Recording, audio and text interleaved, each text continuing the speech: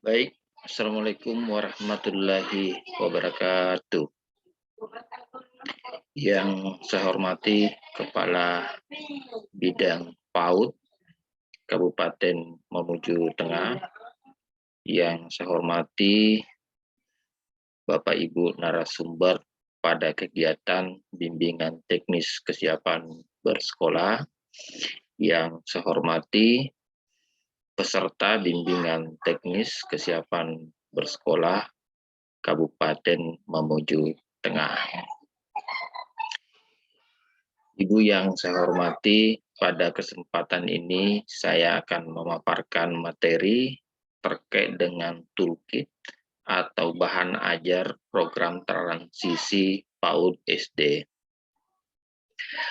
Materi ini merupakan materi yang keenam, ya, sesuai dengan struktur kurikulum yang sudah diatur oleh Direktorat Pendidikan Anak Usia Dini, Direktorat Jenderal PAUD, Pendidikan Dasar dan Pendidikan Menengah, Kementerian Pendidikan, Kebudayaan, Riset, dan Teknologi.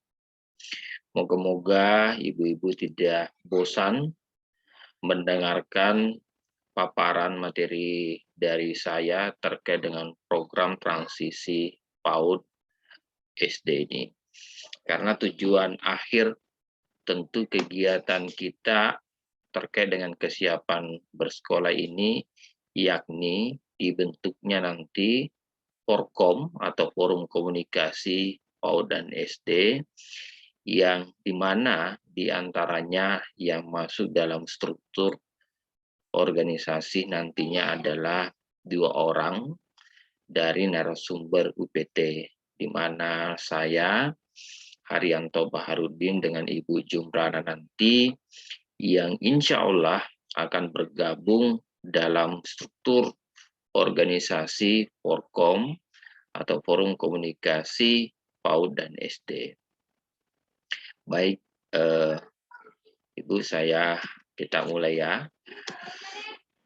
Yang pertama mungkin harus kita satu persepsi semua bahwa apa itu program transisi PAUD SD, ya. Ini harus ada kesamaan persepsi semua di dalam ruangan ini, bahkan ketika nanti kita melaksanakan berbagai sosialisasi terkait dengan kesiapan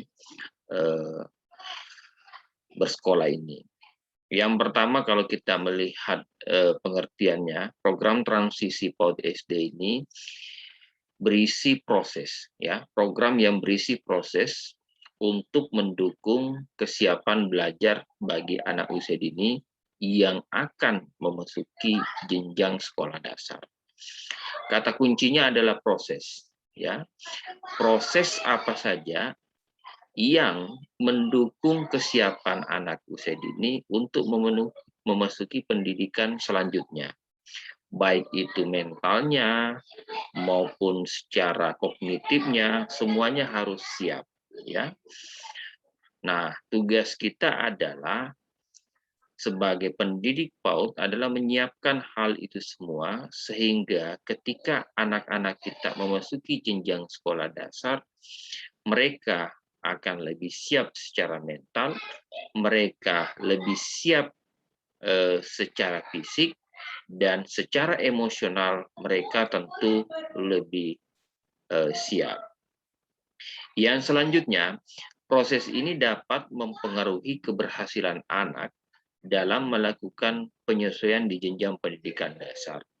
Tentu bahwa akan banyak penyesuaian-penyesuaian yang harus mampu diadaptasi oleh anak-anak PAUD atau peserta didik PAUD sewaktu masih berada di jenjang PAUD. Nah, tugas kita sebagai pendidik PAUD harus mempersiapkan itu semua, ya, karena ini akan menentukan keberhasilan anak nantinya ketika memasuki jenjang sekolah dasar. Itu yang mungkin harus kita sama-sama pahami pengertiannya atau definisinya, seperti apa sih sebenarnya program transisi PAUD SD ini. Ini ada kutipan ya yang tentu harus kita renungkan sama-sama. Menapaki pendidikan dasar adalah momentum yang sangat penting bagi anak, ya, keluarga dan guru. Jadi ada 3 elemen di sini, anak, keluarga, dan guru. Bahkan bisa dikatakan salah satu tantangan terbesar yang harus anak hadapi di tahun-tahun kehidupan masa kanak-kanaknya. Transisi ke sekolah formal merupakan peristiwa penting bagi jutaan anak, keluarga, dan guru. Ya, ini tentu sangat relevan sekali bahwa di mana pendidikan dasar ya itu adalah momentum yang sangat penting bagi anak. Tentu kita semua yang ada di ruangan ini pernah melewati yang namanya proses di pendidikan dasar.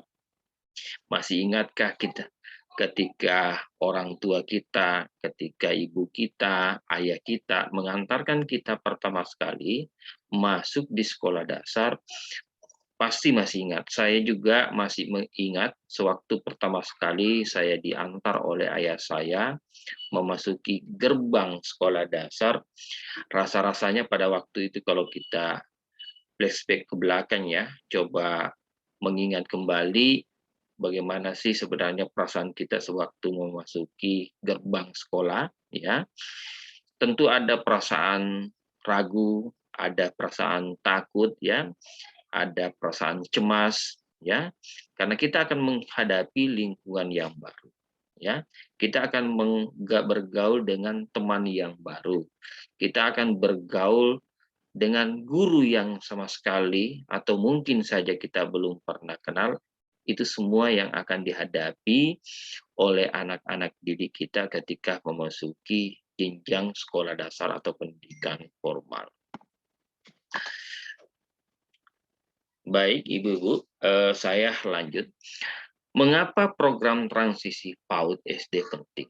Ini tentu bisa menjadi catatan penting ya, bisa kita ingat-ingat sebuah mengapa program transisi PAUD SD ini penting. Ya, tentu sangat penting sekali karena PAUD sebagai pondasi ya membutuhkan kesinambungan stimulasi aspek sosial emosional ya, fisik motorik ya. Bagaimana saya sudah sampaikan tadi bahwa anak-anak di PAUD ini harus betul-betul dipersiapkan sosial emosionalnya, fisik motoriknya ya, termasuk ini adalah literasi dan numerasi ya. Literasi bukan tentu dalam artian bahwa kemampuan membaca, menulis dan berhitung ya. Tetapi literasi adalah literasinya atau numerasinya ya. Mungkin misalnya bisa mengenal bentuk, bisa mengenal warna ya, bisa mengenal huruf ya, yang tentu dibutuhkan di kelas rendah ya, tentu pada sekolah dasar ini agar terjadi kematangan pada kemampuan yang dibutuhkan di kelas atas ya. Kelas rendah itu ya kelas 1, 2 ya dan 3 atau istilah lainnya kelas awal ya. Sementara kelas atas itu ya kelas 4, 5 dan 6 ya. Tentu kemampuan-kemampuan tersebut ya, stimulasi aspek sosial emosional, fisik, motorik, dan literasi dan numerasi yang dibutuhkan kelas rendah, ya. Ini PAUD juga harus memberikan tentu kontribusinya, ya. Karena PAUD itu sebagai pondasi, sebagai dasar, ya, terkait dengan perkembangan sosial emosional, fisik motorik ke depannya. Itu yang pertama. Mengapa program transisi PAUD SD ini penting. Selanjutnya, yang kedua, proses transisi berpengaruh terhadap keberhasilan, ya, kesejahteraan, keterlibatan, dan sikap positif terhadap belajar yang telah dibangun sejak PAUD. Ya, jadi program transisi ini sangat berpengaruh terkait dengan keberhasilan, ya, yang tentu sudah dibangun oleh ibu-ibu sekalian sewaktu mendidik anak-anak kita di jenjang pendidikan anak usia dini. Itu yang kedua, mengapa program transisi PAUD SD penting. Selanjutnya, yang ketiga adalah rentang anak usia dini adalah 0 sampai 8 tahun, ya. Tentu hal ini tidak perlu diperdebatkan lagi kenapa 0 sampai 8 tahun. Bukankah di dalam undang-undang PAUD itu anak usia dini itu hanya 0 sampai 6 tahun. Itu di undang-undang. Tetapi dari berbagai literatur yang ada di dunia, ya, misalnya di Jerman contohnya bahwa 0 sampai 8 tahun itu masuk pada rentang anak usia dini, ya. Sehingga kesiapan bersekolah adalah proses yang berkesinambungan sejak PAUD hingga SD kelas rendah, ya. Jadi kesiapan bersekolah ini adalah sebuah proses sebagaimana pengertian yang di depan tadi yang tentu harus kontinu, berkesinambungan, tidak boleh putus, ya. Sejak anak-anak kita memasuki jenjang PAUD hingga SD kelas rendah atau kelas 1, kelas 2 sampai dengan kelas 3 tentunya. Yang selanjutnya yang keempat adalah tanggung jawab agar anak siap bersekolah ada pada satuan PAUD, ya, orang tua dan sekolah dasar, ya. Jadi tanggung jawab terkait dengan apakah anak siap bersekolah itu tidak semata-mata tentu dibebankan kepada institusi PAUD saja, ya, institusi pendidikan anak usia dini saja, tetapi orang tua, ya, dan sekolah dasarlah tentu memiliki kontribusi juga, memiliki tanggung jawab juga agar anak-anak kita nanti siap bersekolah pada satuan tertentu tentunya. Ya, selanjutnya adalah apa saja kegiatan transisi PAUD SD untuk lembaga. Ya, ini untuk lembaga. Yang pertama, kunjungan antar lembaga PAUD, ya, SD secara terjadwal. Jadi mungkin sesekali, ya, kita menjadwalkan, ya, antar lembaga PAUD SD ini untuk berkunjung, ya, berkunjung ke SD, ya, berkunjung ke lembaga PAUD, ya, tentu dibuat secara terjadwal, tidak boleh tiba-tiba begitu saja, artinya harus dibuat secara terprogram, ya. Tentu di masa pandemi ini, kunjungan dilakukan dengan mengikuti protokol kesehatan, ya, menggunakan masker, ya, kemudian menghindari kerumunan, kemudian mencuci tangan. Hal itu tidak boleh lagi kita kendor, ya. Kita terus harus pertahankan ini bahwa masa pandemi ini kita masih sedang berjuang, ya. Walaupun angka positifnya memang sekarang ini sudah mulai berkurang, ya.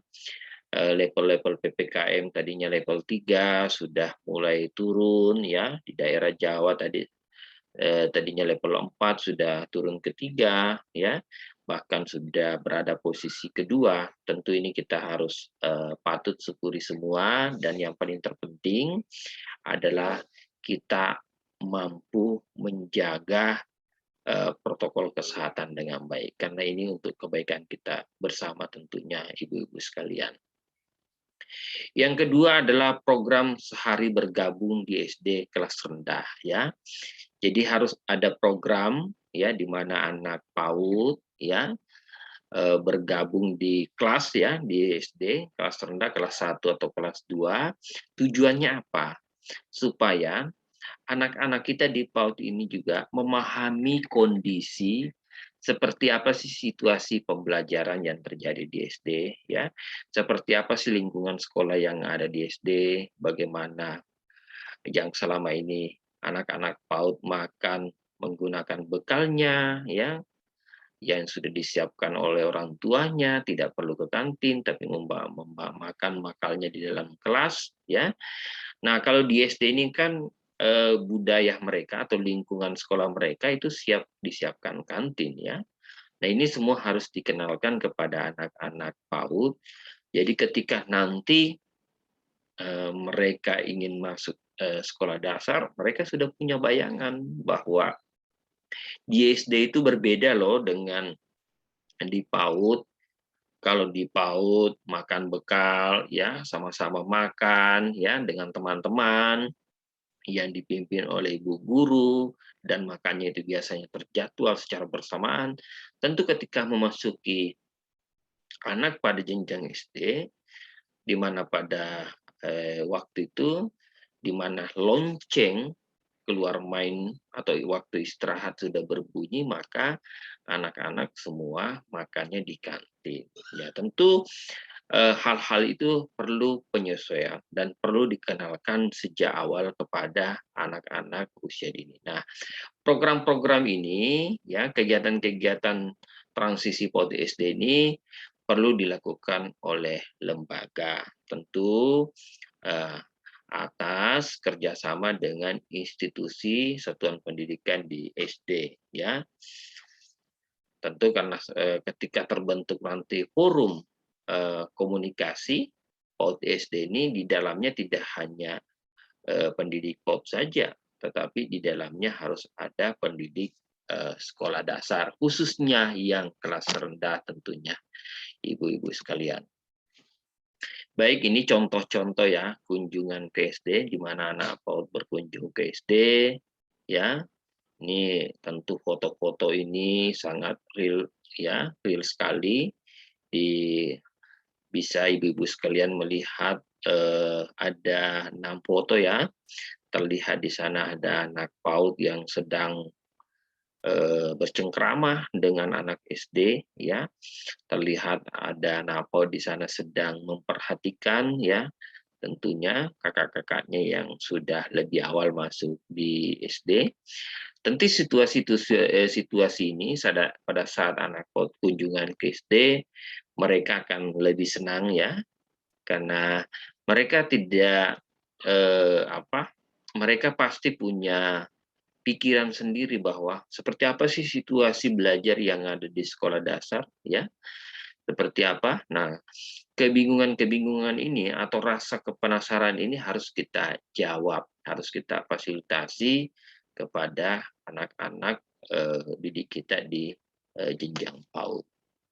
Saya pikir ini kegiatan bisa menjadi inspirasi ke depannya ketika kita membentuk atau membuat atau menyusun program kerja forum komunikasi PAUD dan SD di Kabupaten Mamuju Tengah.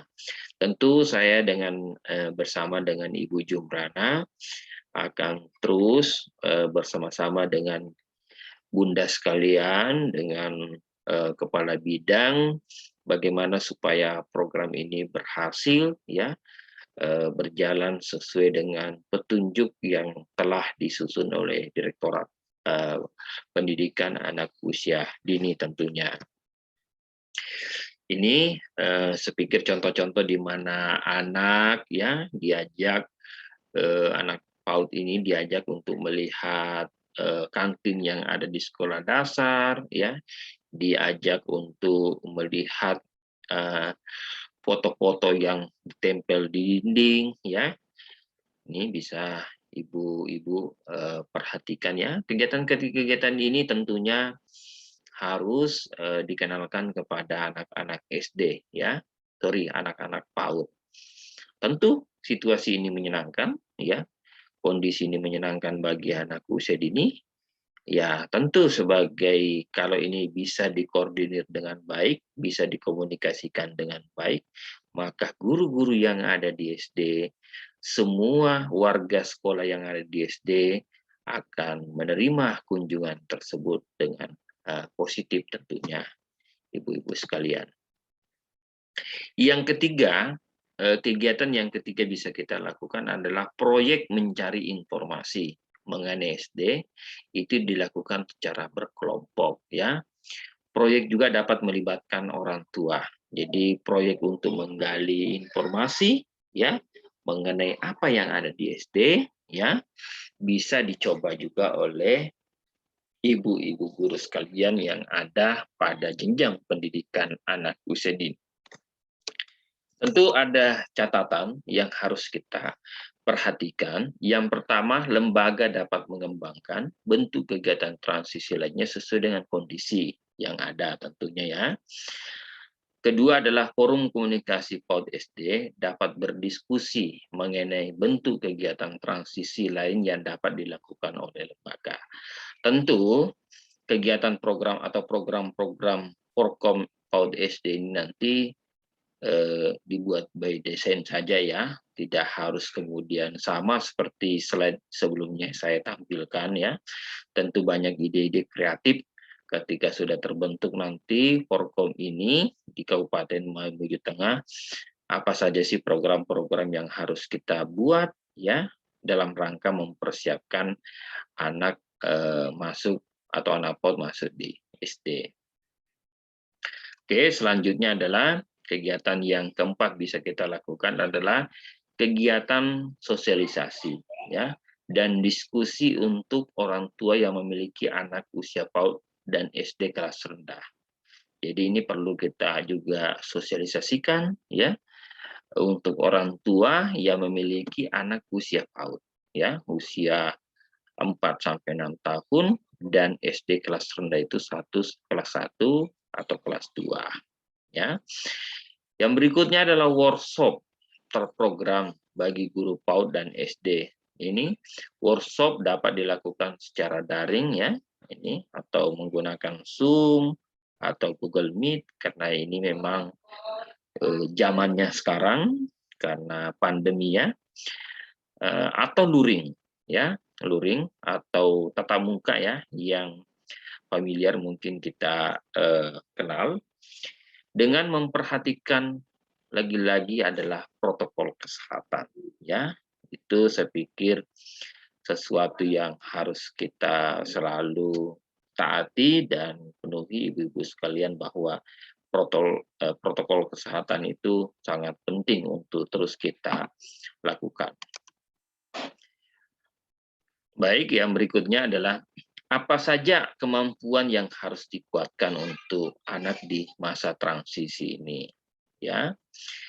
Pengetahuan tentang tahapan-tahapan perkembangan pada anak sesuai usia dapat membantu guru menetapkan tujuan pembelajaran yang dicapai dan sesuai untuk anak-anak. Ini juga membantu guru merencanakan aktivitas pengalaman yang cukup menantang ya anak-anak untuk maju tanpa membuat mereka frustasi dengan tantangan yang terlalu jauh di luar kemampuan mereka. Ya, itu yang tentu harus kita perhatikan ibu-ibu ya, bahwa kita tidak boleh terlalu kemudian memaksa ya kepada anak untuk melakukan sesuatu yang di luar dari kemampuannya karena hal itu bisa membuat anak frustasi. Oke. Yang pertama adalah kemampuan sosial dan emosional ya. Yang kedua adalah kemampuan fisik dan motorik dan yang ketiga adalah kemampuan literasi dan numerasi. Ini yang harus kita pahami ya bahwa tiga aspek inilah yang paling penting untuk kita bekali pada anak-anak usia dini untuk bekal memasuki jenjang selanjutnya yakni sekolah dasar ya. Apa itu yang pertama? Ingat ibu-ibu ini harus kita betul-betul hafal di luar kepala bahwa kemampuan sosial emosionalnya anak, kemampuan berinteraksinya, kemampuan mengendalikan dirinya, itu yang dimaksud. Kemudian adalah kemampuan fisik dan motoriknya. Apakah anak kita secara fisik sudah kuat ya untuk memasuki jenjang pendidikan dasar? Yang berikutnya adalah literasi dan numerasinya. Ingat, literasi dan numerasinya bukan diartikan kemampuan membaca, kemampuan menulis, tetapi kemampuan pada hal-hal yang bersifat ya pengenalan terkait dengan angka, pengenalan terkait dengan huruf, ya. Paling tidak anak tidak kaget melihat huruf-huruf yang ada, tidak kaget melihat angka-angka yang ada, yang tentu akan dikenalkan oleh guru kelas rendah nanti. Ini coba kita sama-sama perhatikan. Ada kutipan dari ahli, ya. Beberapa ahli menyebut bahwa ada banyak dimensi perkembangan yang menunjukkan kesiapan bersekolah anak, ya. Akan tetapi kemampuan sosial emosional, fisik motorik, dan literasi numerasi menjadi bagian penting yang perlu dikuatkan dalam masa transisi, ya. Jadi 3 ini saja yang menurut pendapat ahli, 3 dimensi ini yang harus betul-betul kita siapkan, ya, baik itu guru PAUD maupun pada guru SD, yang tentu 3 hal ini yang tentu kita harus bagaimana supaya hal itu bisa dikuatkan. Selanjutnya adalah apa dan bagaimana menguatkan kemampuan sosial emosional anak di masa transisi. Itu yang pertama, ya, dimensi yang pertama. Yang perlu dipahami adalah kematangan emosi. Ada, ya. Apa itu kematangan emosi? Adalah kondisi atau reaksi perasaan yang stabil, ya. Jadi perasaan anak ini stabil, tidak kaget-kaget, ya, tidak panik, ya, saat menghadapi masalah, sehingga dapat mengambil keputusan atau tindakan didasari dengan suatu pertimbangan dan tidak mudah berubah-ubah, ya. Itu pendapat Kurlok, ya, terkait dengan kematangan emosi.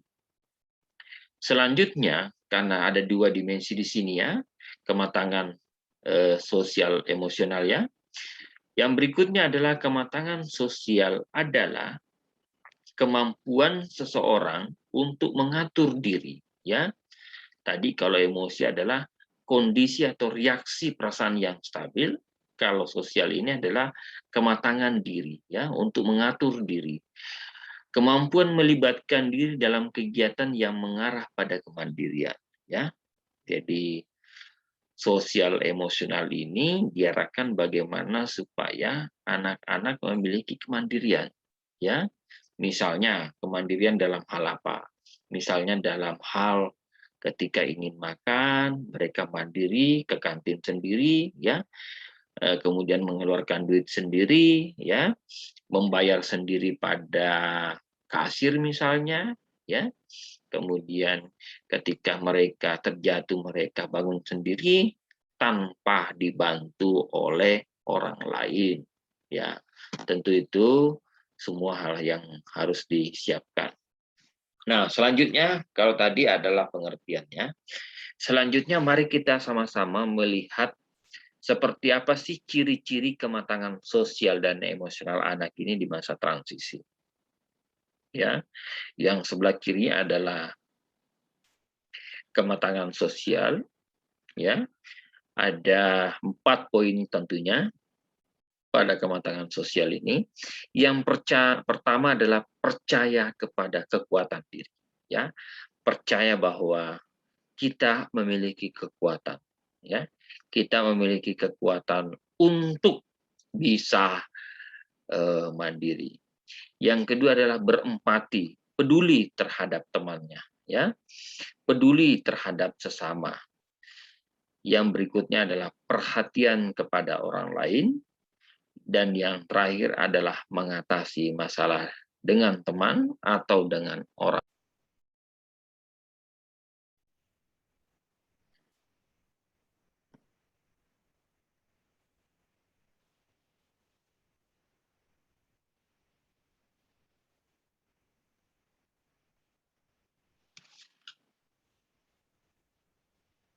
Baik, Ibu-ibu, kita lanjut.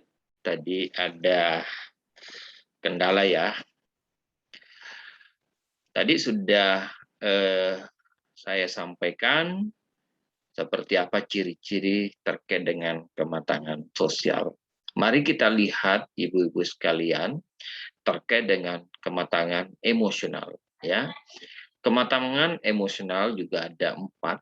Yang pertama adalah menerima otoritas orang lain, ya, otoritas lain, ya, menerima keputusan orang lain, ya, tentunya.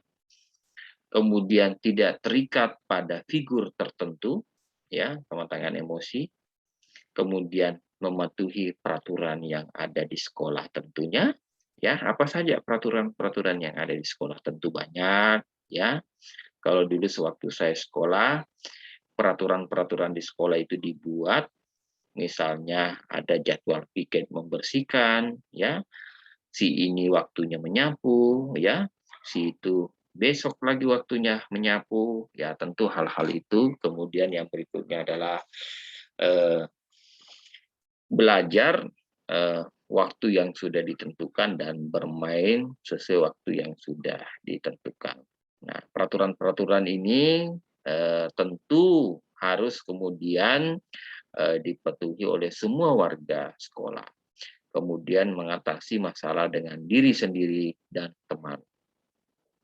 Ya, sepikir hal itu yang sangat penting, bagaimana kita semua mampu memfasilitasi anak kita bahwa masalah kita mampu mengatasi masalah kita sendiri, ya, dan bila perlu kita juga mampu, ya, membantu teman yang mengalami masalah. Berikutnya, ibu-ibu sekalian, saya ingin mengajak kepada kita semua untuk melihat video tayangan ini, ya. Semoga ini bisa menginspirasi kita semua. Saya coba tampilkan videonya di YouTube, ya.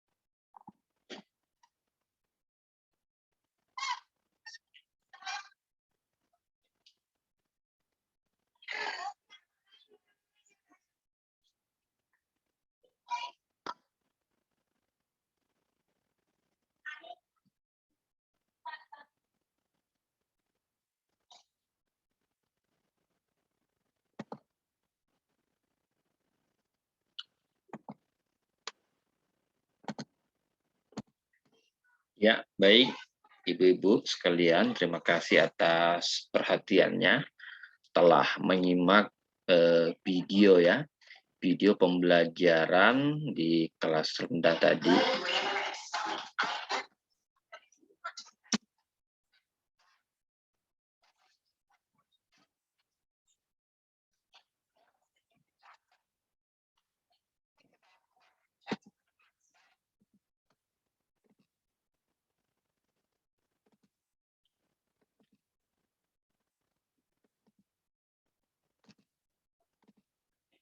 Ya, baik, kita lanjut ya. Ibu-ibu sekalian yang saya hormati, ini kita akan memasuki diskusi ya. Saya harapkan kita akan membagi diskusinya ini masing-masing satu kelompok 4 orang ya. Silakan ibu-ibu sekalian mencari teman-teman kelompoknya masing-masing ya, atau mengatur kalau memang belum terbentuk kelompoknya. Boleh 4, boleh 5, tergantung dikondisikan saja. Apa yang harus kita diskusikan, ibu-ibu sekalian? Yang pertama, yang harus kita diskusikan yakni bagaimana strategi guru ya di dalam video tadi itu mengembangkan kemampuan sosial emosional di SD kelas 1 pada video itu ya. Tentu video itu tadi banyak sekali kita melihat tayangan ya terkait dengan kemampuan sosial emosional anak di SD, di mana saat guru membacakan pertanyaan, membacakan buku ya, emosi anak nampak sekali di sana stabil ya. Ketika anak juga diminta untuk naik ya, menunjukkan angka ya, menunjukkan literasi ya, dengan stabil anak tersebut naik. Itu tugas yang pertama. Lalu tugas yang kita kedua adalah aktivitas apa saja yang bisa dilakukan ya untuk menguatkan kemampuan sosial emosional anak di masa transisi POT SD. Bisa membahas usia ya, membahas usia anak ini yang bisa ya, usia 7 tahun bisa, usia 6 tahun bisa ya. Aktivitas apa perilaku selanjutnya adalah apa perilaku sosial emosional yang dikuatkan ya. Apakah yang dikuatkan tadi kalau kita lihat ya, ada 3 ya, sosial emosional itu, ya ada 3 ini termasuk adalah sosial emosional yang harus dikuatkan.